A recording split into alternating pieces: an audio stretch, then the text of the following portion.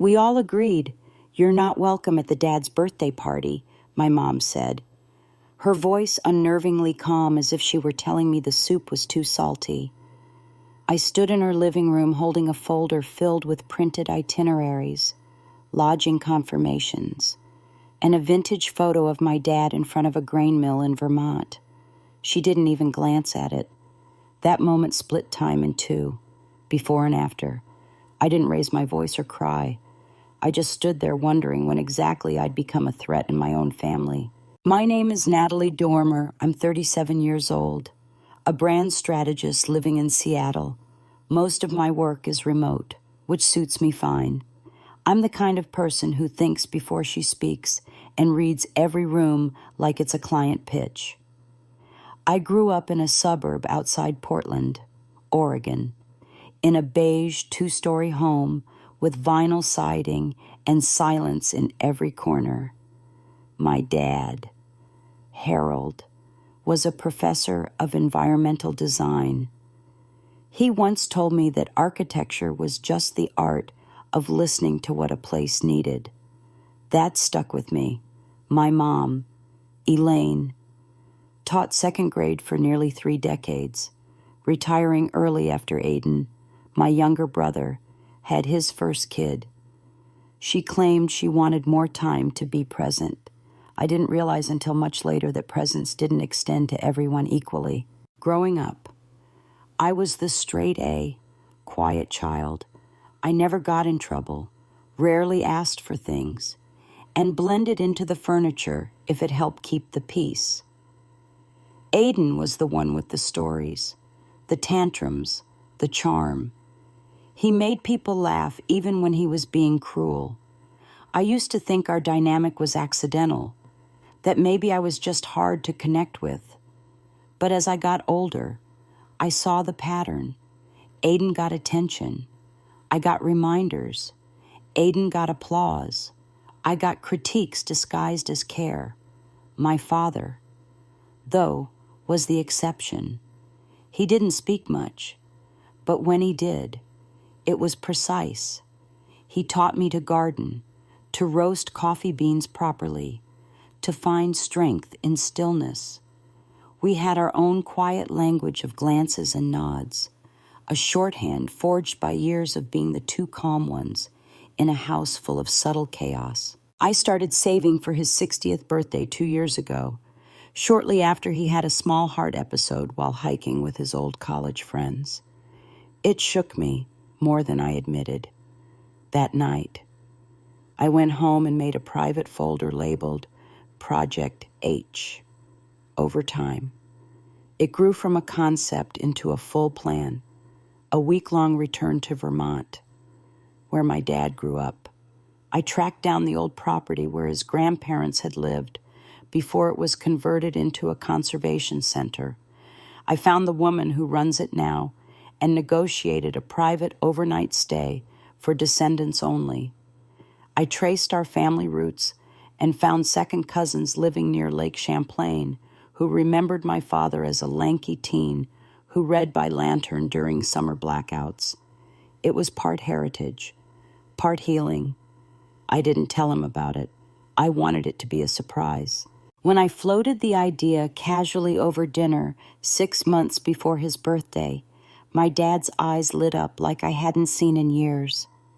He put his fork down and said, "You remembered the mill." I did. I remembered every story he ever told me that no one else seemed to hear. My mom didn't say much that evening, just nodded and asked how far the drive would be from the nearest airport. Aiden had been on his phone most of the time, but Claire, his wife, said it sounded charming and rustic. There was no clear opposition, just an undertone I couldn't place at the time, a bit of quiet resistance masquerading as mild approval. In the months that followed, I booked everything, the flights, the lakefront cottage, a surprise reunion dinner with relatives. I handled every deposit myself. Not once did anyone follow up, not even to ask for dates or clothing suggestions. I excused it as distraction, busy schedules, kids, work, until that Tuesday afternoon, When I showed up at my parents' house with everything printed and ready, only to be told I wasn't invited to the very event I'd built from the ground up. There was no shouting, no breakdown, just my mother, calmly stating a decision made without me, sealed with a smile I can only describe as satisfied. And in that moment, I realized this wasn't about logistics or my dad's preferences. This was something else, something older, something that had been growing under the surface for years, waiting for the right occasion to reveal itself.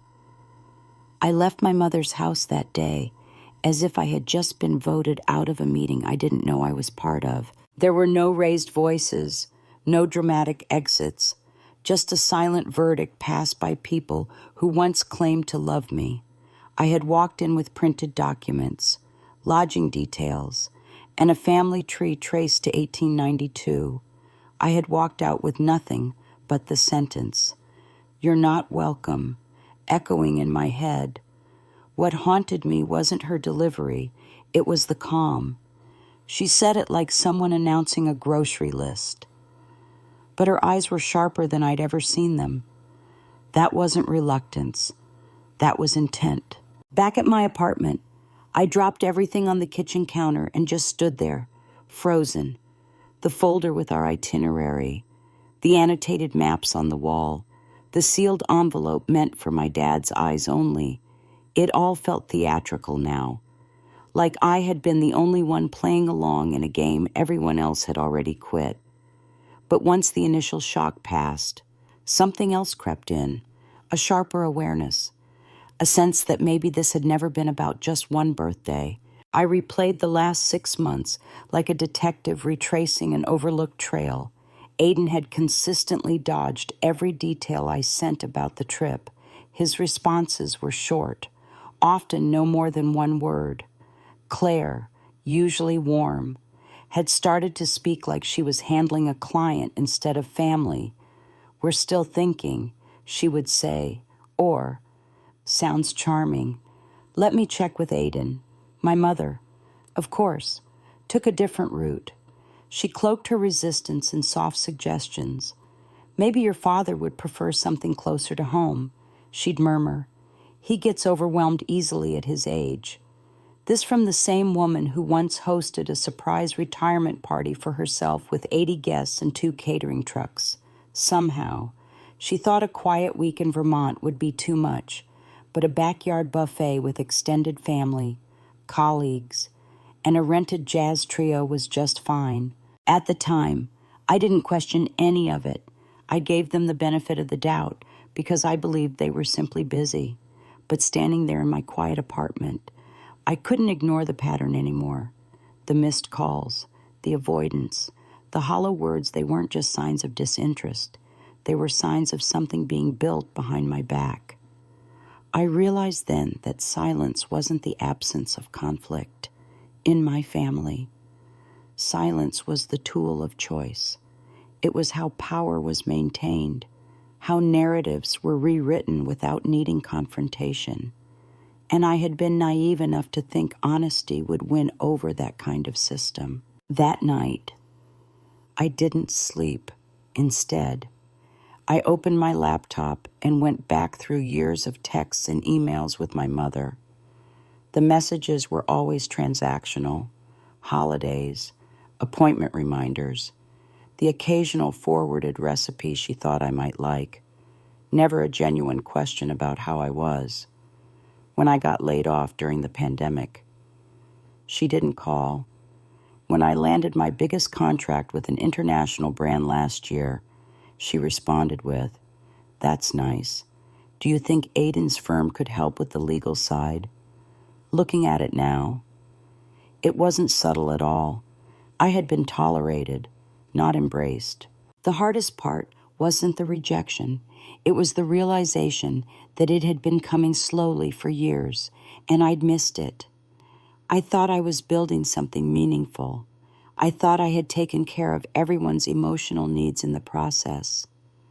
But what I hadn't considered was that my mother had never wanted this trip.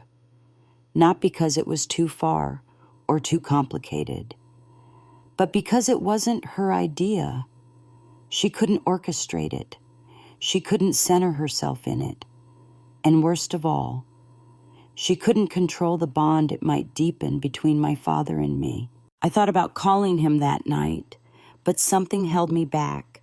What if he was part of this? What if, when she said, "We all agreed," she meant him too? I wasn't sure I could handle hearing his voice tell me this was all justified. Instead, I called Jasmine, my best friend since college. She didn't ask questions.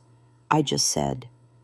I wasn't invited to my father's birthday, and she showed up 20 minutes later with coffee and a croissant, like she knew it was too early for wine, but too late for logic.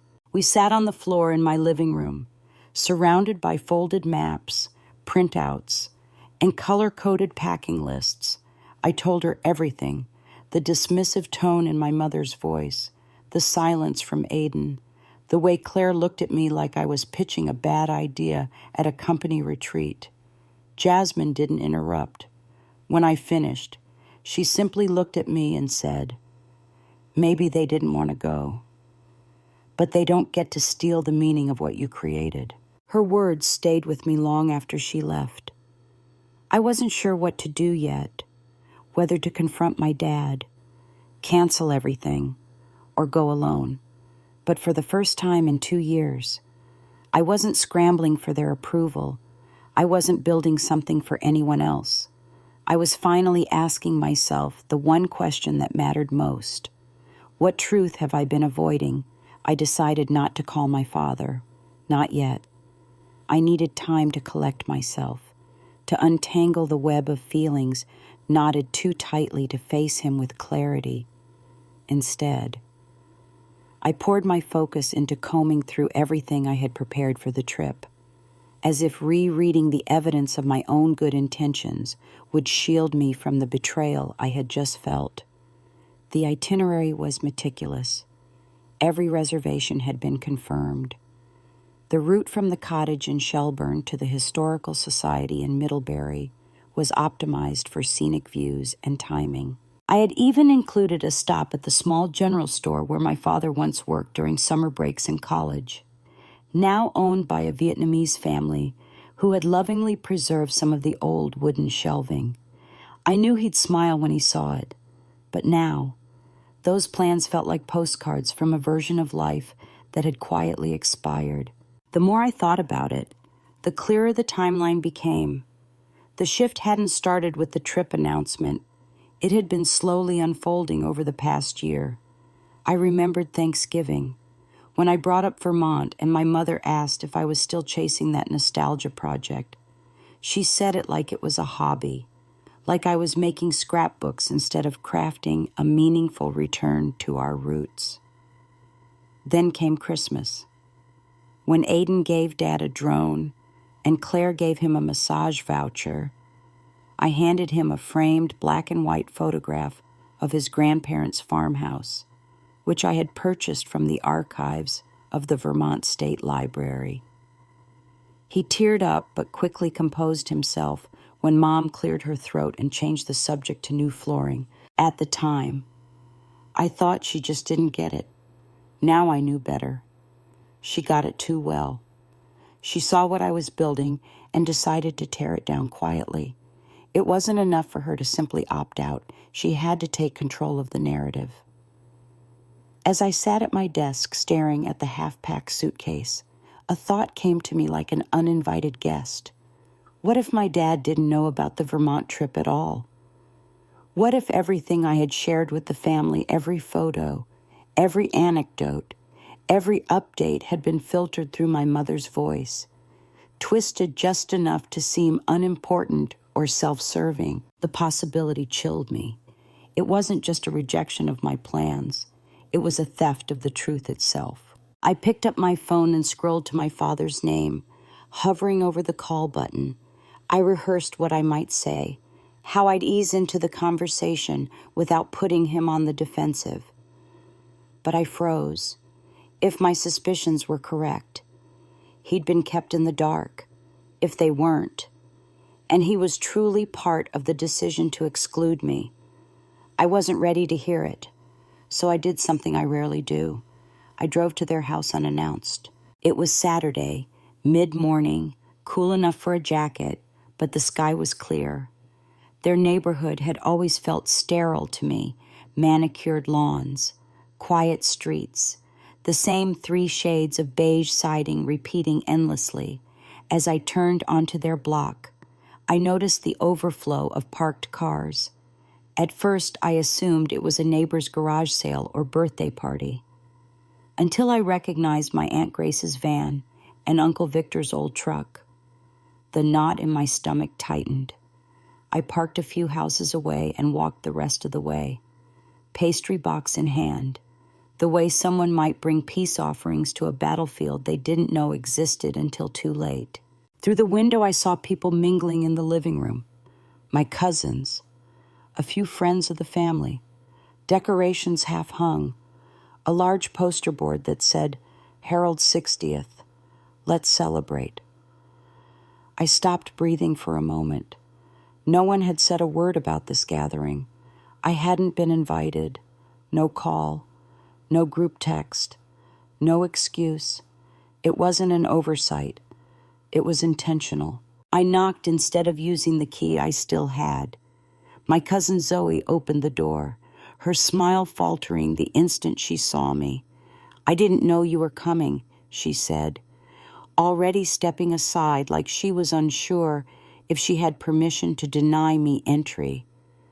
I walked inside and scanned the room. My mother was in the kitchen, placing small sandwiches on a tray like it was any ordinary day. She turned, saw me, and didn't blink. Natalie, she said flatly, we're a little busy right now. I said nothing. I just looked at her, really looked at her. She wasn't caught off guard. She wasn't embarrassed. She was irritated, as if I had disrupted a plan she had been carefully executing behind my back for weeks, maybe months. I asked where Dad was. She said he was running errands and would be back later. I didn't believe her. My father doesn't run errands without his phone, and when I called him right there in front of her, I heard the ringtone coming from somewhere inside the house. She claimed he'd forgotten it. I didn't reply. I just pulled out a chair and sat down at the kitchen island, quietly. She didn't like that. I sat at the kitchen island like I belonged there, because once I watched my mother flutter around the room, pretending to rearrange cookies that didn't need rearranging, wiping down a spotless counter, her movements brisk and performative.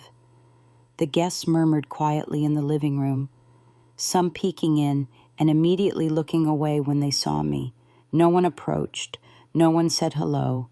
It was like watching a stage play where I had once been part of the cast, but was now reduced to an intruder sitting too close to the spotlight. I asked again, plainly this time, "Where's Dad?" She didn't flinch. "He'll be back shortly. You really don't need to be here right now." Her voice was still measured, almost professional, as if this were a boardroom and she was chairing a meeting. I looked at the decorations, the poster board, the guest list that clearly excluded me, and I felt something harden. I had been erased, not argued with, not debated, quietly erased, and now she was irritated that I had returned to remind her I still existed. When Aiden appeared in the doorway, he paused like someone walking into the wrong room. He looked at me, then at her, then back at me again. "Liv," he said, using the nickname he hadn't called me in years. "We didn't expect you." I stayed seated, obviously. I replied, "Seems like there's a whole event being planned without me." He walked in slowly, trying to control the tone. "Look, this isn't personal. We just thought it would be easier this way, less friction, different opinions and all that." I turned to him. Finally, "You mean the opinion that Dad actually wanted to go on the Vermont trip, the one he told me he was excited about?" That opinion, Aiden exhaled, running a hand through his perfectly styled hair. It's not that simple. He probably said that to avoid hurting your feelings. You know how he is. He doesn't like conflict. I stared at him for a moment, then nodded slightly. So the solution was to remove me entirely from the equation. Rather than speak like adults, he didn't answer. I could see the discomfort rise in him, not from guilt, but from exposure. He didn't expect a confrontation. No one did. They were counting on silence and absence to keep everything tidy. Claire walked by just then, pausing slightly as she passed. She gave me a polite, unreadable smile before retreating to the dining room where my aunt was folding napkins into triangles.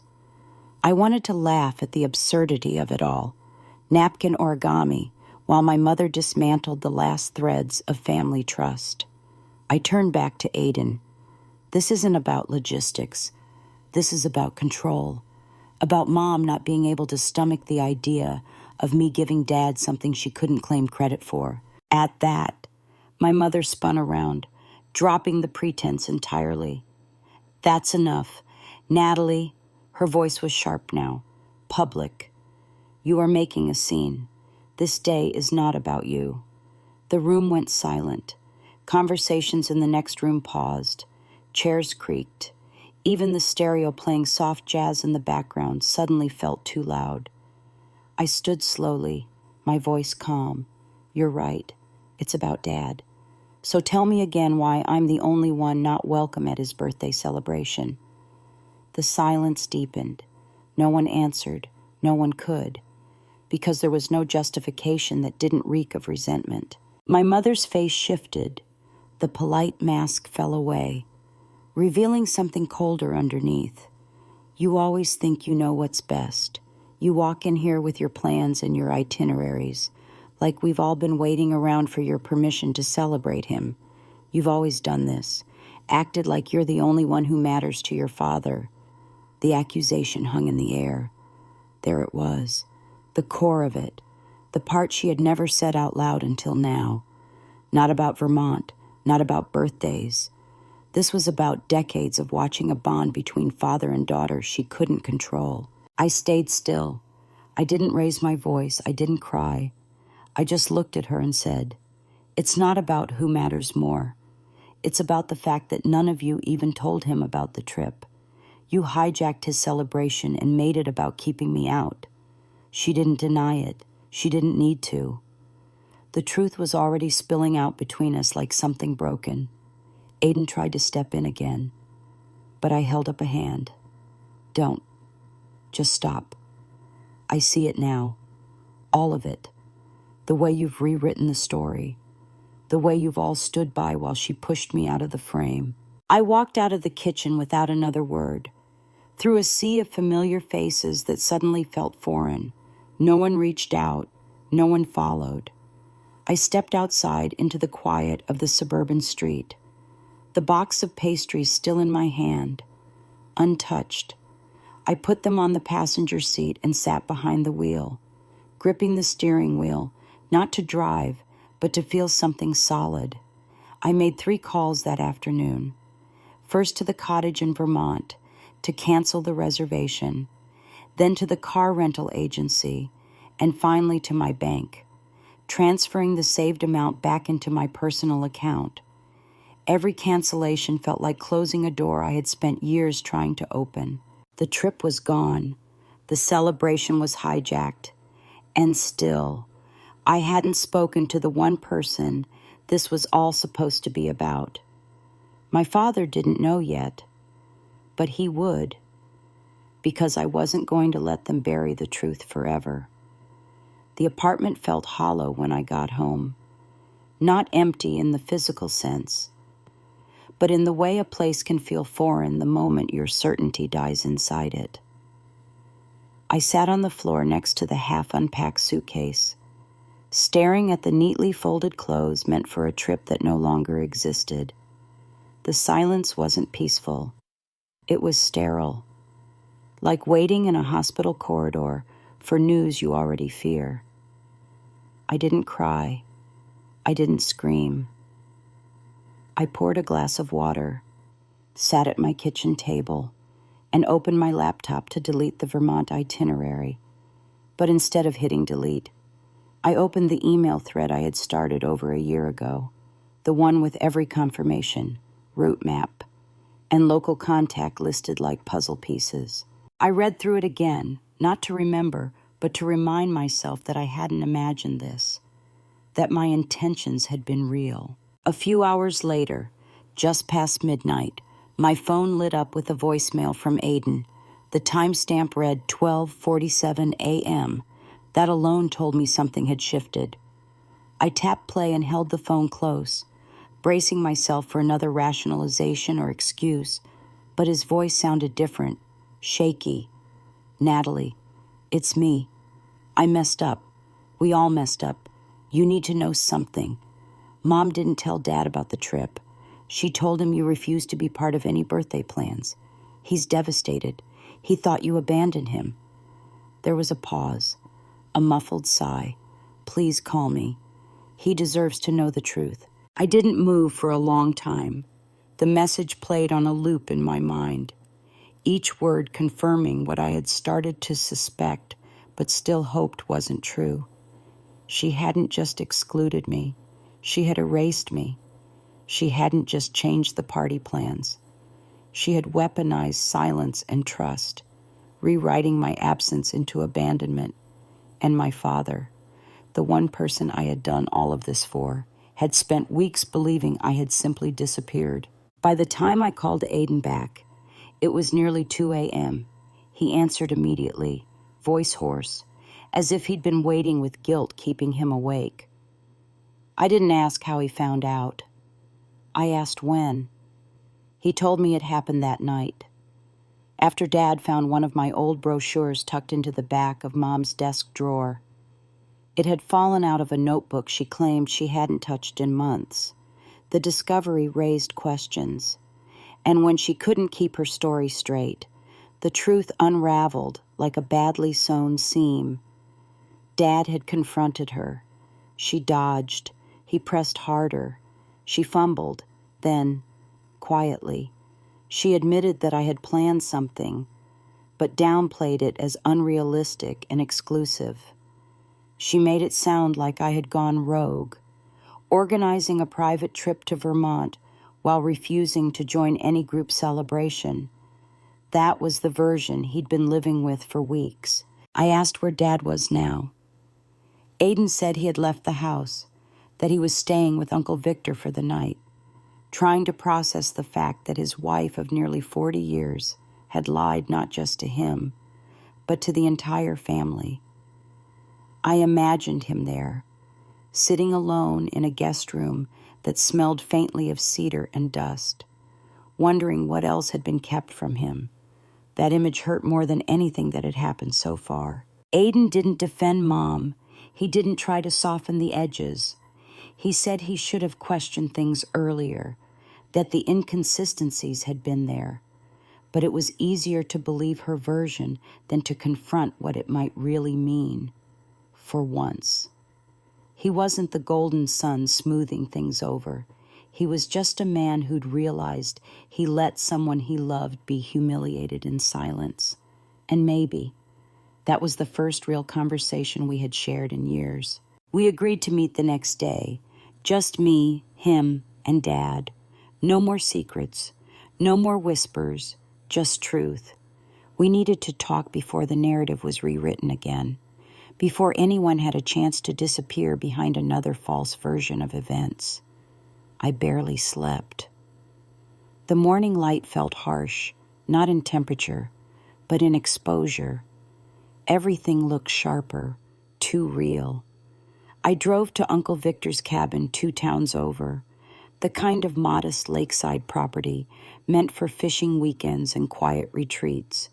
When I arrived, I saw my father sitting on the dock, alone, staring at the rippling water like it might speak first. He turned when he heard my footsteps, and for a second, we both just looked at each other.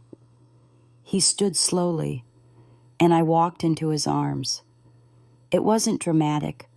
It wasn't a scene from a movie. It was just quiet and real and long overdue. I didn't know. He said, I would never have agreed to that if I'd known. I nodded against his shoulder. I know. That's why I'm here. We sat for a long time, side by side, the breeze pushing the surface of the lake into small waves, like the world was exhaling with us.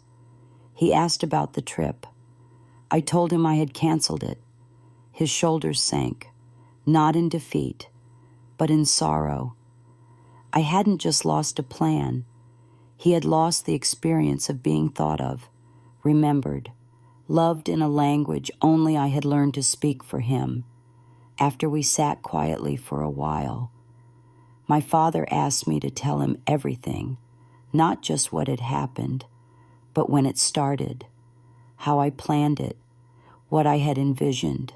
I told him about the night I found the old mill records online, how I traced our family tree through a historical archive in Montpellier, how I spent weeks coordinating with the local historians and even spoke with the new caretakers of the property where his grandparents once lived. I described the lakeside cottage I had rented, the dinner with extended relatives who still lived in the region, and the plan to surprise him with a guided walk through the town's oldest trails. As I spoke, I could see him trying to match the image I had painted with the version he had been told. There was pain in his face, not just for what he had missed, but for how easily he had believed I had walked away. I thought you didn't care, he said quietly, eyes still on the lake, that maybe you'd outgrown us, that I had become someone you didn't make room for anymore. I looked at him and felt the sharp tug of something deeper than frustration.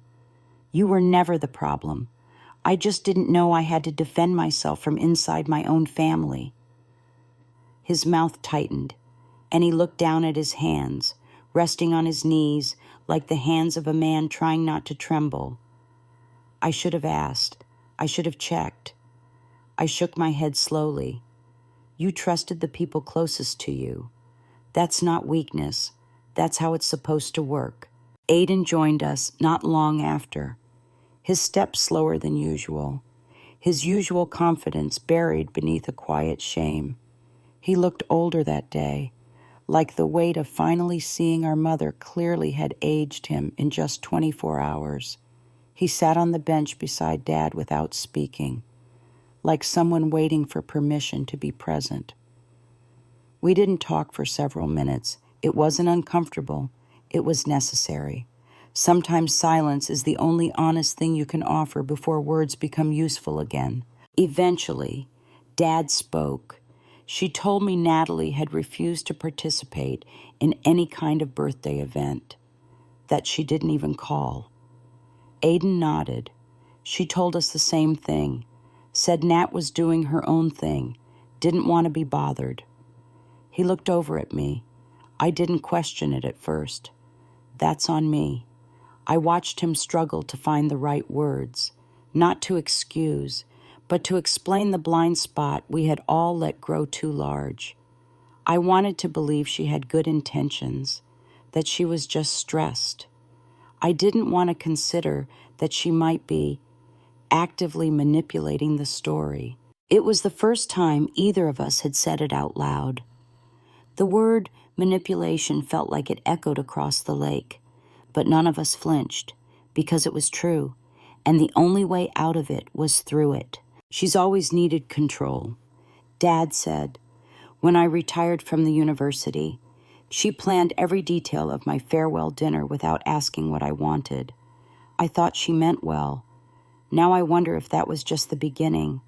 I saw his shoulders sag, not in defeat, but in mourning. 40 years, he said, and somehow I didn't see the cracks forming. She's good at making you think everything is fine, I said, until one day you realize you've been erased from your own intentions. Aiden cleared his throat. So what happens now? That question sat between us for a moment, heavier than it sounded. It wasn't about birthday parties or canceled trips anymore.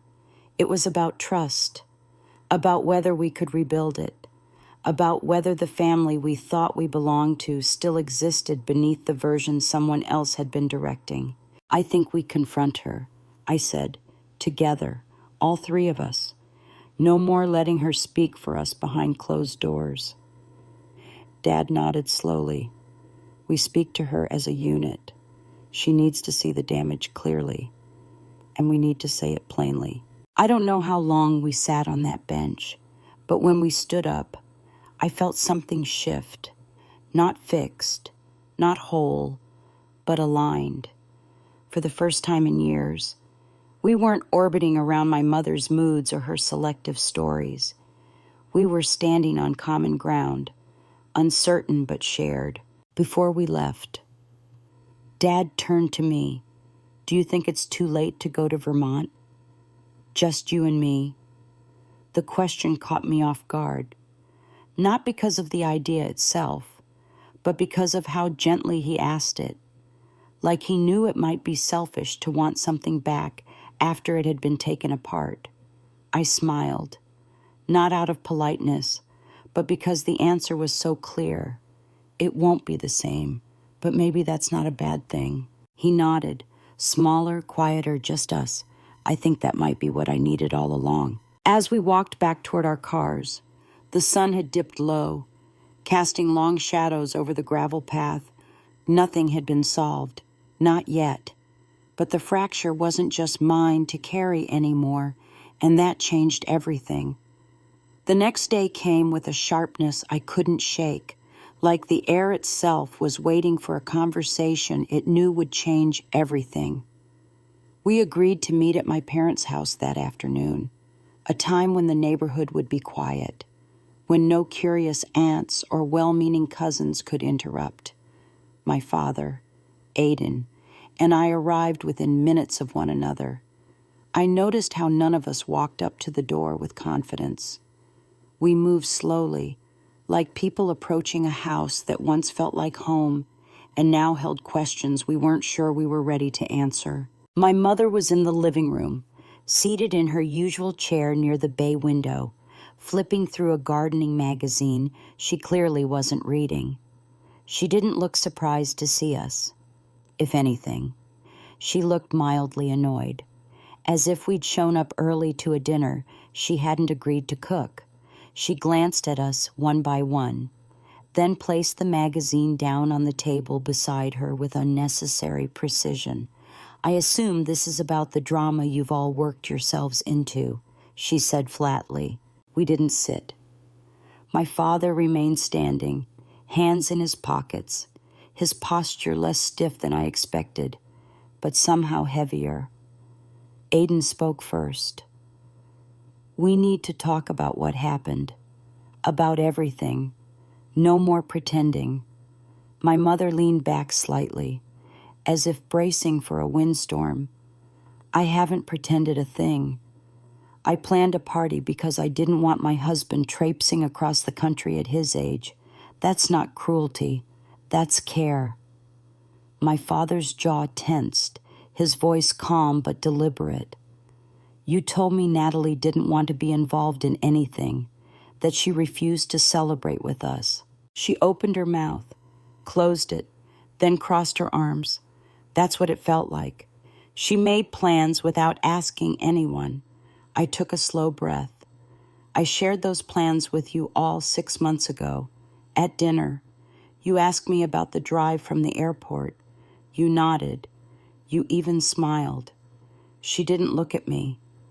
I didn't realize it was so final, that you were deciding for the rest of us. I stepped forward, voice steady. No, I was offering something meaningful. You made it a threat. Aiden stepped in before the silence could stretch too far. You didn't just disagree with the trip. You rewrote it. You told Dad lies. You told me half-truths. You told Claire I was too busy to care. You turned each of us into a version of ourselves that served your story. My mother's eyes narrowed. I did what I thought was best. You two are always so close. It's like I've never belonged in that relationship. I thought maybe for once I could plan something that made your father feel surrounded, not just by one person, but by everyone. My father's voice was softer than I expected, and the way to do that was by pushing our daughter out entirely. That landed. She blinked once, quickly, like someone stunned but unwilling to show pain. "You don't understand," she whispered, more to herself than to us. "You never saw it from my side. Always the two of you, quietly orbiting each other while I stood on the outside." Her voice cracked, and for a brief moment, the sharp edge of her tone gave way to something deeper. Not regret, not yet, but exposure. She looked at me then. Really looked at me. "Do you have any idea what it's like to watch your husband and daughter speak in a language you'll never be fluent in? To watch them disappear into books and maps and quiet conversations? I can't enter. I stayed still. That was never meant to exclude you. But what you did was a choice. You didn't protect your feelings. You punished someone else's." She closed her eyes. I know. That one admission hung in the room longer than anything else she'd said. For a moment, none of us knew what to do with it. My father sat down across from her. "We're not asking you to fix everything today, but we are asking you to stop rewriting our lives to match your fears," Aiden added. "You need to speak to someone, a therapist, someone who isn't us." She didn't argue. That, more than anything, told me something had shifted. We didn't leave that room feeling triumphant. We weren't healed or whole or even particularly hopeful, but we had said the truth out loud, in front of each other. That counted for something afterward. Dad and I stepped outside while Aiden stayed back to help with the awkward cleanup. We stood in the driveway, both of us facing away from the house. "She might not change." I said she might, he replied, "but either way, we just did something she couldn't undo." I looked over at him. "So, Vermont." He smiled, tired but warm. "Vermont. We didn't leave right away. Planning a trip after so much unraveling takes more than logistics. It takes emotional clearance. But within 2 weeks, the car was packed, the reservations were made, and I found myself watching my father buckle his seatbelt like it was the first road trip he'd taken in decades. We didn't say much during the first hour of the drive. It wasn't uncomfortable silence. It was the kind of silence that lets things settle. I kept my hands on the wheel and my eyes ahead, but part of me kept glancing sideways, as if needing to confirm he was really there, that this wasn't another plan rewritten behind my back. When we crossed into Vermont, the landscape shifted like a deep exhale. Everything felt cleaner. The trees were taller, the colors sharper. My father leaned against the window slightly, his breath fogging up the glass as he took it all in. "It's strange," he said quietly.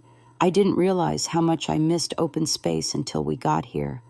I nodded, understanding exactly what he meant. There's a kind of freedom that only arrives when you step away from familiar conflict. You don't just get distance from the people who drained you. You get distance from the version of yourself who tolerated it. We reached the cottage just before sunset. It was small but perfect, with a wraparound porch and windows that faced the lake. The air smelled like pine and earth, and the quiet wasn't empty, it was restorative. I watched my father walk through each room slowly, as if each creaking floorboard was confirming something unspoken. He opened a kitchen drawer and smiled. "Real silverware," he said, "not plastic wrapped in napkins." That was how he always noticed things small, specific, a little offbeat, the kind of detail that meant he was paying attention. That night, we ate dinner by the fire, nothing elaborate, just soup, bread, and a bottle of red wine that had traveled with us from New York. He talked about his childhood. about the summers he used to spend in the Catskills, about the time he got lost during a hike and ended up being found by a farmer with a shotgun and a St. Bernard. I laughed more than I expected to. It wasn't the kind of laughter that tries to forget. It was the kind that releases weight you didn't realize you'd been carrying. The next day, we visited the old mill site, now partially restored as a local museum. The volunteer at the front desk. A woman named June with a thick braid and a flannel vest.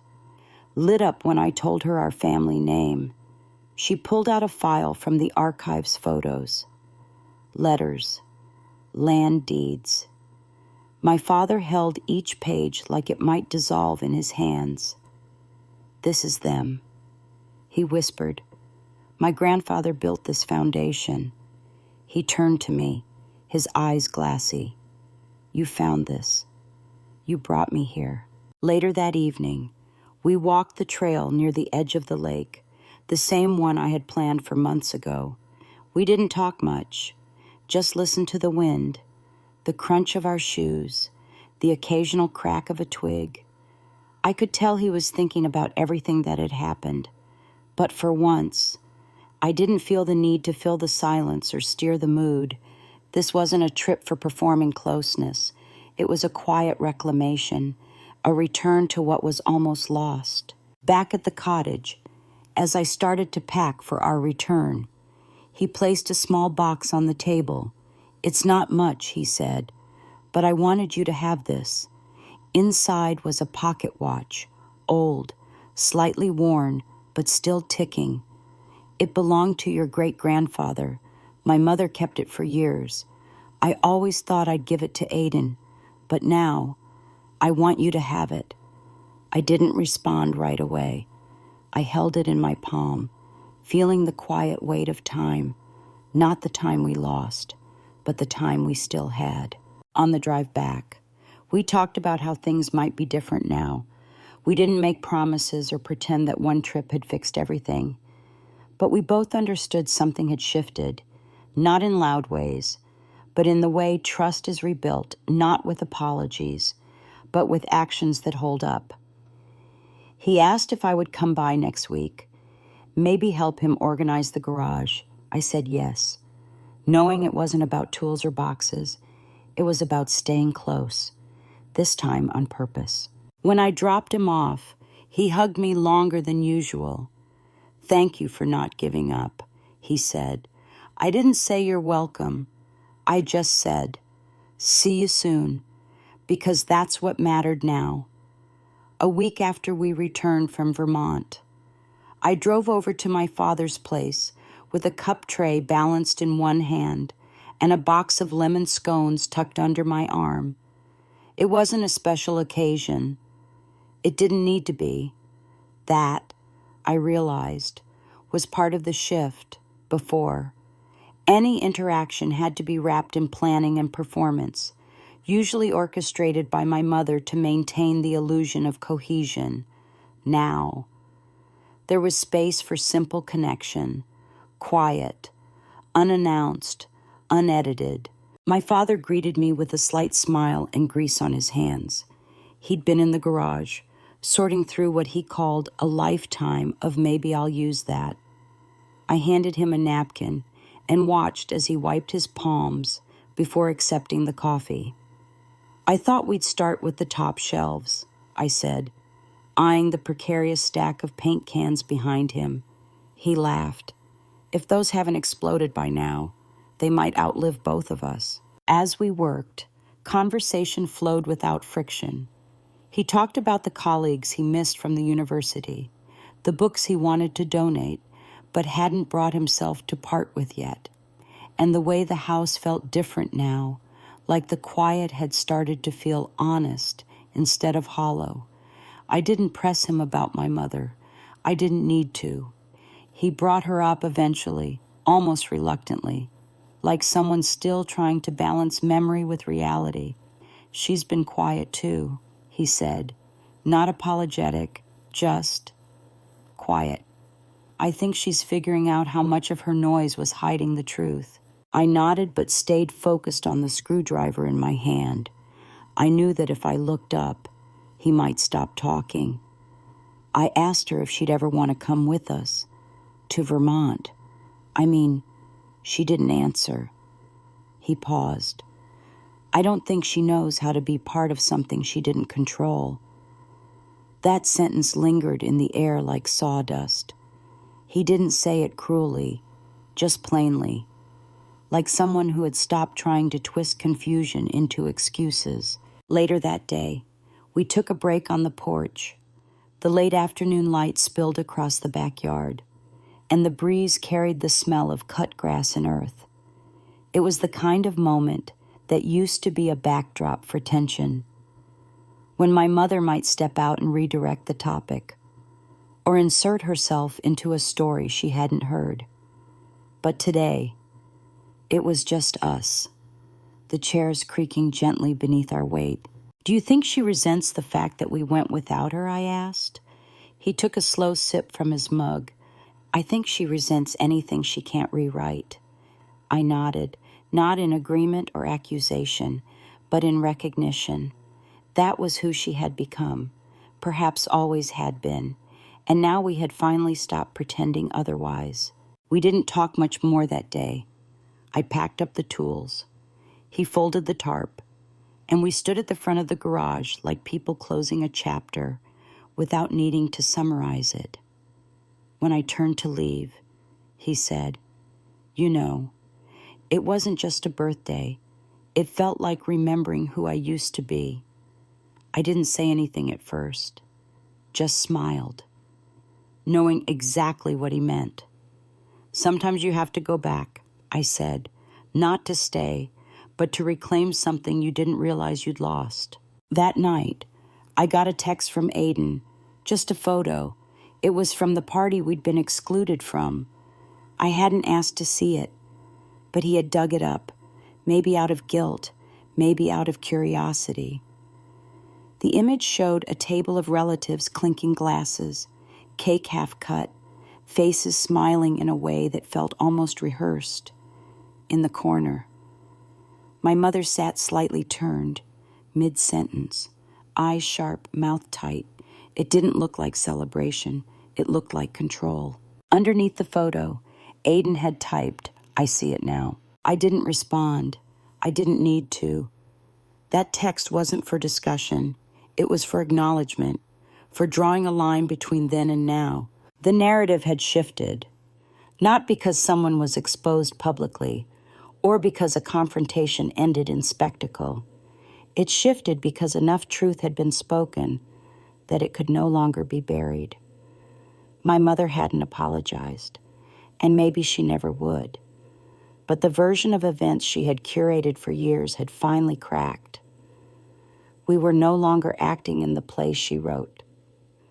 We were rewriting our own pages, quietly but decisively. The following month, my father turned 71. No one planned a party. There was no mass email thread, no signature cake order from the overpriced bakery my mother used to insist on, and no last-minute guilt-tripping about centerpieces or RSVP lists. Instead, it was just me, my father, and a quiet afternoon at the lakeside bookstore he used to talk about but never visited. We browsed for hours. He bought a hardcover history book, and I picked up a novel about second chances. It felt appropriate, not in a cheesy way, but in the kind of way that you only notice once you've lived through the undoing of something that once defined you. On the way home, we stopped for dinner at a small Italian place tucked behind a florist. It wasn't fancy. The menus were laminated. The waitress called everyone Hun, and the lighting was warm enough to make everyone look kinder than they were. But it was perfect. We ordered too much bread. We split dessert, and when he lifted his glass and quietly said, "Happy to be here," I didn't need anything louder than that. The real celebration wasn't about the number. It was about the fact that this time, no one was pretending. 2 days later, I received a text from my mother. It was brief, no greeting, just, I heard about the dinner. That was it. No question mark. No indication of how she felt about being left out. Just the usual implication that I was supposed to explain something. I didn't respond. Not because I was angry, but because I was finally done translating her silences and rewriting my joy into palatable pieces for her approval. There was a time when being left out would have devastated her or made her retaliate. But I think she finally understood that this wasn't revenge. It was redefinition. A life that no longer required her narration to make it feel legitimate. Weeks passed. Aiden reached out, slowly at first, asking how Dad was, what we were reading, what the house felt like now that the energy had shifted. I told him the truth, that it was calm, clean, and quiet. He said he missed that. I didn't offer him absolution, but I didn't shut him out either. Family doesn't always deserve access just because of blood, but people who try to change deserve space to prove it. So we took it slow. Coffee turned into longer conversations. One afternoon, he stopped by the garage while Dad and I were sorting tools again. No big declarations, just need a hand, and for once, that was enough. By spring, we were rebuilding in small, human ways, not to prove a point, not to win anything, just because healing is allowed to be private, and progress doesn't have to be shared to be real. My father's garden came back to life that season. Tomatoes, basil, wild strawberries that snuck past the fence. I started visiting every Sunday. Sometimes we spoke, sometimes we didn't. Sometimes we just sat on the back steps and watched the sun shift across the yard while the wind moved the trees like they were exhaling for the first time. One day, I asked him if he ever regretted how things unfolded, if he wished we had handled it differently. He looked down for a moment, then back at me with a steadiness I hadn't seen in years. I regret staying silent longer than I should have, he said. But I don't regret what the silence taught me. That sentence stayed with me for days. It wasn't poetic. It wasn't even meant to be profound, but it said everything, sometimes. The quiet doesn't mean retreat, sometimes. It's where clarity begins. I never wrote back to my mother's message. I didn't need to, because life kept going, not in a dramatic sweep of justice, but in the quiet continuity of choosing better every week, every conversation, every small moment where we didn't fall into the same choreography that was the real story, not the betrayal, not the exclusion, but the decision to stop participating in a version of love that required you to lose yourself to be included. Months later, I received another message from my mother, longer this time. She wrote that she had been reading, reflecting, that she wanted to talk, maybe to explain, maybe to reclaim. I don't know. I haven't answered yet. Not because I'm holding a grudge, but because peace is a choice I make daily now. And letting someone back in requires more than words. It requires time, proof, and a willingness to build new pages, not edit the old ones. And that brings us here, back to the text that started it all. We all agreed you're not welcome at the party. I used to think that message ended something, but now I realize it just started the part of my life that finally belonged to me.